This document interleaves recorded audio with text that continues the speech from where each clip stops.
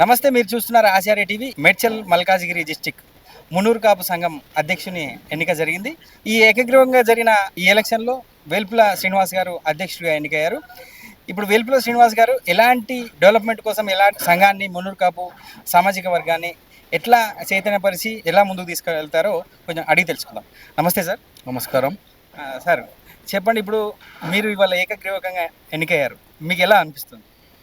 ఈరోజు మున్నూరు కాపు సంఘం మేడ్చల్ జిల్లాకు అధ్యక్షునిగా ఏకగ్రీవంగా ఎన్నికైనందుకు మేము చాలా సంతోషపడుతున్నాం. అలాగే తెలంగాణలో మున్నూరు కాపు అనేది ఒక ప్రత్యేకమైనటువంటి ప్రతిపత్తి కలిగినటువంటి కులము.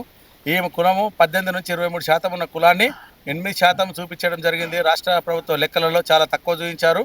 మా కులాన్ని 18% ఉన్న కులాన్ని చాలా తక్కువ చూపించారు.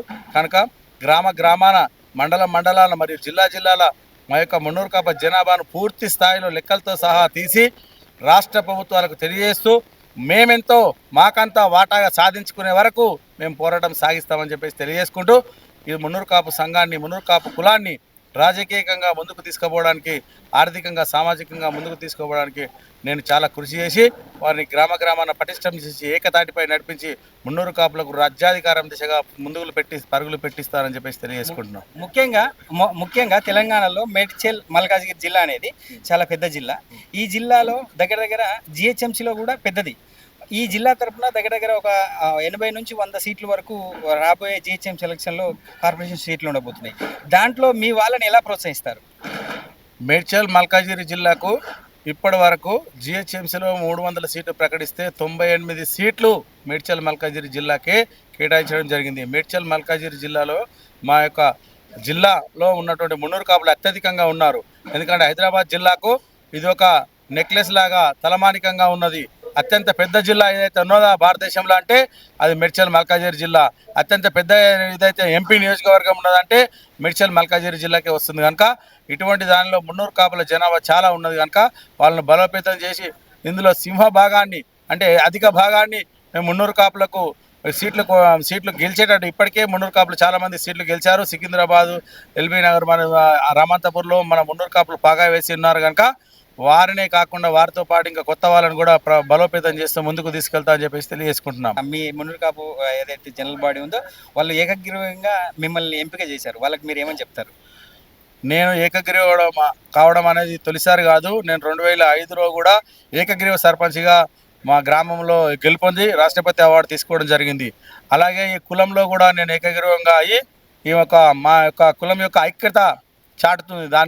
దేని విషయంలో కులాన్ని ఐక్యం చేసినటువంటి వ్యవహారం ఏదైతే ఉన్నదో అది ముందుకు తీసుకుపోయి మా కులంలో ఐక్యంగా ఉన్నామని చెప్పేసి మన యొక్క అందరి సమాజానికి తెలియజేయడానికి ఏకగ్రీవ ఎన్నిక జరిగింది. కనుక ఆ ఏకగ్రీవ ఎన్నిక అనేది సామాన్యమైన కాదు. మా యొక్క ఐక్యతను చాటేందుకు ముందుకు తీసుకుపోయి అందరిని ఐక్యంగా ఒక తాటి మీద నడిపించి మున్నూరు కాపులను ముందంజలో ఉండి రాజ్యాధికారం సాధించే దిశగా ముందుకు అడుగులు వేస్తామని తెలియజేసుకుంటున్నాం.